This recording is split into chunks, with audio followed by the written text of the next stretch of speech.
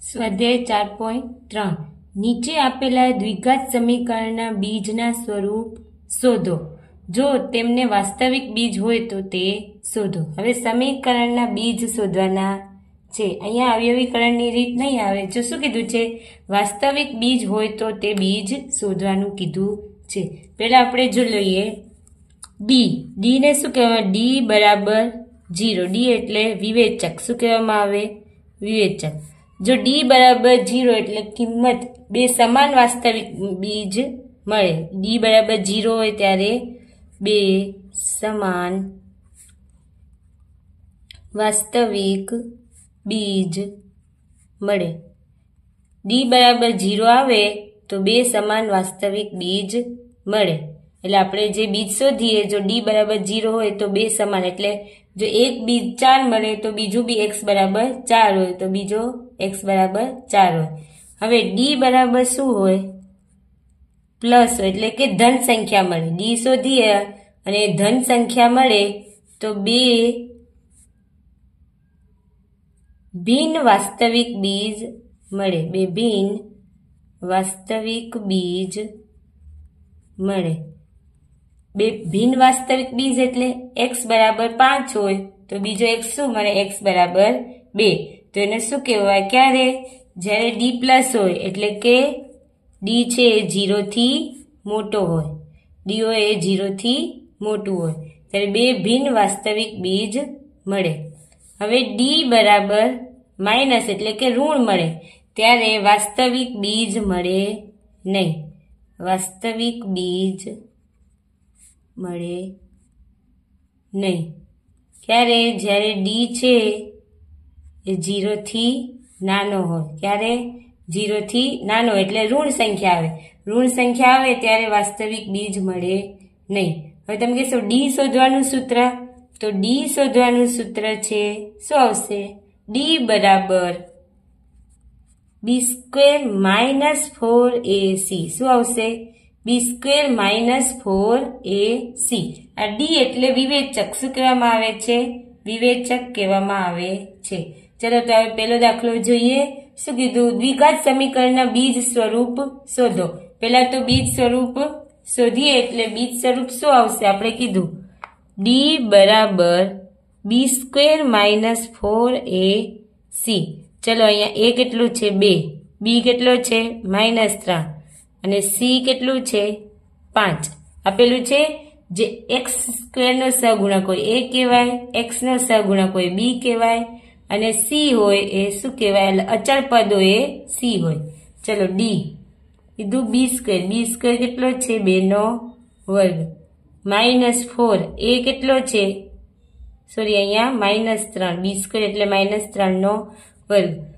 -4 અહીંયા a 2 આપેલો છે અને સી કેટલો આપેલો છે? 5. ચલો -3 એટલે 9 થશે. 9 - 5 ચોક 20 અને 20 દુ 40 થાય. 4 દુ 8 અને 8 પચા 40. હવે 9 પ્લસ માઇનસ 9 માંથી 40 જાય તો કેટલા આવે? 31. પણ મોટા કોણ? 40 એટલે એની નિશાની. ચલો જો અહીંયા શું મળ્યું? ડી બરાબર આપણે માઇનસ મળ્યો એટલે શું? અહીં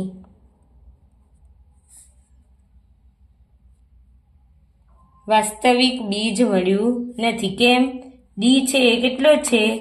0 થી નાનો છે તેથી વાસ્તવિક બીજ મળે નહીં, અથવા તો બીજ નથી. થયું? ચલો હવે બીજો દાખલો. શું કીધું છે? 3x² - 4√3x + 4 = 0. ચલો પહેલા તો એ લખી દઈએ. a બરાબર 3, b બરાબર -4√3 અને c બરાબર 4 આપેલું છે. a b અને c. પહેલા ડી શોધી લઈએ. ચલો ડી બરાબર b² - 4ac. ચલો b².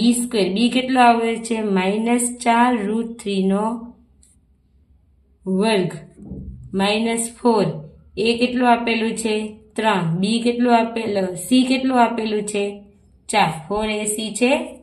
ચલો કરીએ, વર્ગ કરીશું તો માઇનસ માઇનસ પ્લસ જ થઈ જશે, વર્ગ આવશે 4 ચોક 16 ગુણ્યા 3, કેમ √3 એટલે 3 થશે, અહીંયા 4 ચોક 16 તેરી 48, અહીંયા બી જ થશે 48 માઇનસ 48 એટલે જવાબ કેટલો આવશે 0। જ્યારે ડી બરાબર 0 હોય ત્યારે બીજ કેવા મળે, બીજ વાસ્તવિક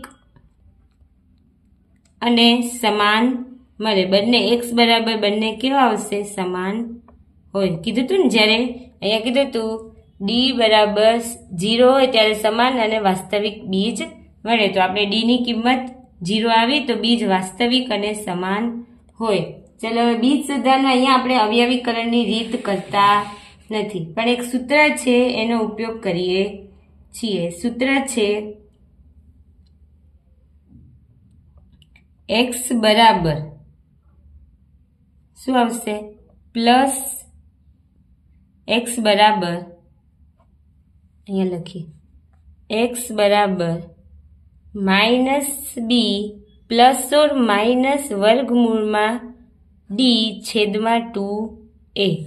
ચલો અહીંયા ડી શોધી લઈએ, ડી વર્ગમૂળમાં ડી છે, હવે ડી છે 0 નું વર્ગમૂળ કરીશું, વર્ગમૂળમાં ડી 0 તો 0 નું વર્ગમૂળ 0 જ આવે, એટલે અહીંયા આવશે હવે x બરાબર માઇનસ બી કેટલા છે -4√3, પ્લસ એકવાર પ્લસ લેવાનું એકવાર માઇનસ લેવાનું, પ્લસ 0 છેદમાં 2 અને એ કેટલા છે 3, અહીંયા એકવાર પ્લસ લેવાનું ડી ની કિંમત, ચલો માઇનસ માઇનસ પ્લસ એટલે 4√3 2 ગુણ્યા 3 2 દુ 4 2√3, અહીંયા 3 છે તો 3 ને √3 ગુણ્યા √3 લખી શકાય 1, એટલે એક કિંમત આવશે 2√3 જ્યારે પ્લસ લીધું ત્યારે। હવે માઇનસ લઈએ ત્યારે શોધીએ કિંમત, ચલો શું લેવાનું -4√3 -0 છેદમાં 2 ગુણ્યા 3 થશે 4√3 2 ગુણ્યા 3 એટલે જવાબ એનો એ આવશે 2 ગુણ્યા √3 એટલે 2 ગુણ્યા √3 ગુણ્યા √3 ગુણ્યા 1 ઉડી જશે એટલે 2। આ રીતે અવયવ શોધી શકાય x ની કિંમત, બંને સમાન મળી। જો કીધું તું ડી બરાબર 0 હોય ત્યારે બીજ કેવા મળે વાસ્તવિક અને સમાન। ચલો હવે ત્રીજો દાખલો જોઈએ, શું આપેલું છે 2x² -6x + 3 આપેલું છે। ચલો પહેલા તો એ લખી દઈએ, એ કેટલું આવશે 2, બી કેટલું આવશે -6, સી કેટલું આવશે 3।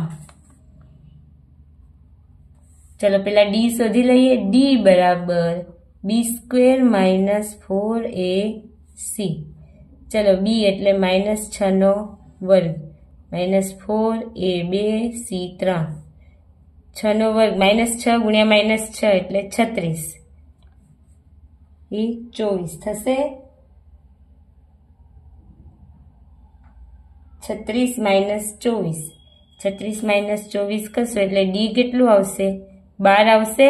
હવે આપણે ખબર છે ડી બરાબર 12 આવ્યું, ડી કેવું આવ્યું ડી 0 થી મોટું આવ્યું, તેથી બીજ કેવા મળશે વાસ્તવિક અને ભિન્ન મળશે, કેવા મળશે ભિન્ન, કેમ ડી છે 0 થી મોટું આવ્યું એટલે 12 આવ્યું ને, 12 એ 0 થી મોટું છે। ચલો હવે વર્ગમૂળમાં ડી ની જરૂર પડશે તો આપણે 12 છે ડી તો 12 ને કરીએ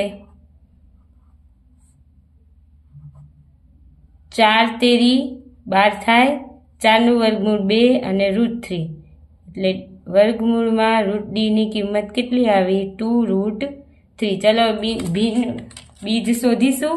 અવયવીકરણની રીત કરતા આ દાખલામાં આ રીતે શોધવામાં આવે છે। શું હતું x બરાબર -b plus or minus √d છેદમાં 2a। चलो पहलू शू लईशुं प्लस लईशुं तो लईशुं x बराबर -b प्लस रूट d छेदमां 2a। આપણે रूट d ની કિંમત શોધીએ -b એટલે -6 પ્લસ 2 રૂટ 3 છેદમાં 2 અને a કેટલા છે 2 છે પ્લસ 6 પ્લસ 2 રૂટ 3 2 ગુણ્યા 2। चलो 2 કોમન નીકળશે આખામાંથી તો શું 2 અંદર શું બચશે 3 પ્લસ રૂટ 3 2 2 કટ એટલે શું આવશે એક જવાબ 3 પ્લસ રૂટ 3 છેદમાં 2 એટલે એક બીજ આ મળ્યું। હવે બીજું બીજમાં શું લેવાનું માઇનસ લેવાનું x બરાબર -b માઇનસ રૂટ d છેદમાં 2a माइनस -6 -2 रूट 3 2 गुणिया 2 आमा b 6 -2 रूट 3 2 गुणिया 2। હવે 2 કોમન કાઢીશું શું બચશે 3 માઇનસ રૂટ 3 2 ગુણ્યા 2 2 2 કટ એટલે 3 માઇનસ રૂટ 3 છેદમાં 2 એટલે બીજો બીજ માઇનસ વાળું મળશે।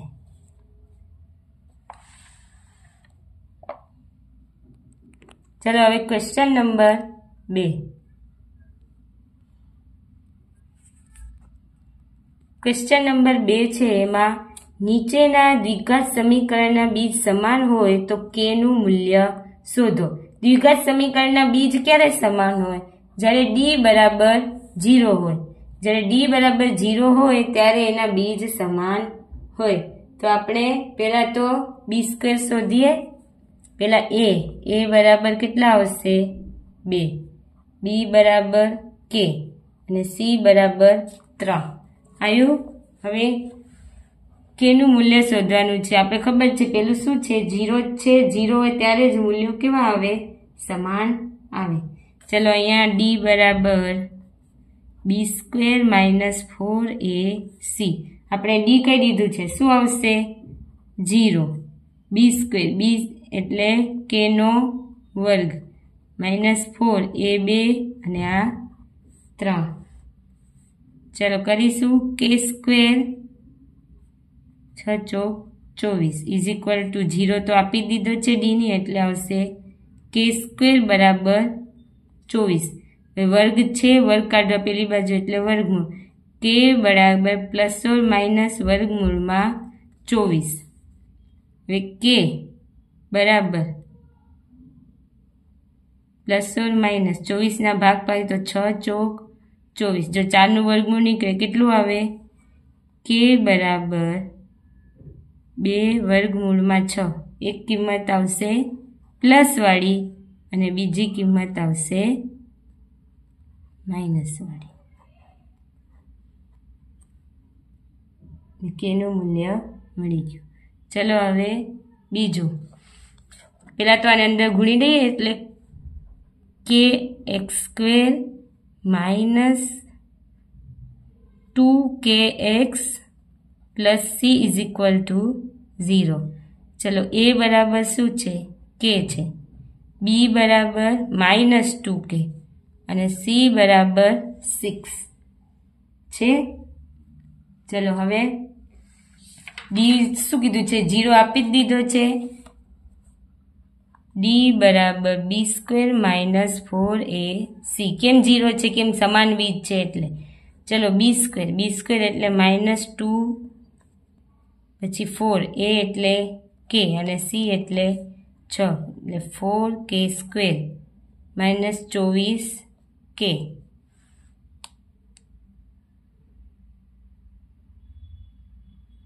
થયું। ચલો અહીંયા 0 છે 4 કોમન કાઢીશું તો શું 4k કોમન કાઢીએ તો k - 6 = 0 બે અવયવ મળ્યા તો 4k બરાબર 0 અને k - 6 બરાબર 0 તો k બરાબર 0 કિંમત આવશે અને આ k પેલી બાજુ જશે એટલે 6 કિંમત આવશે।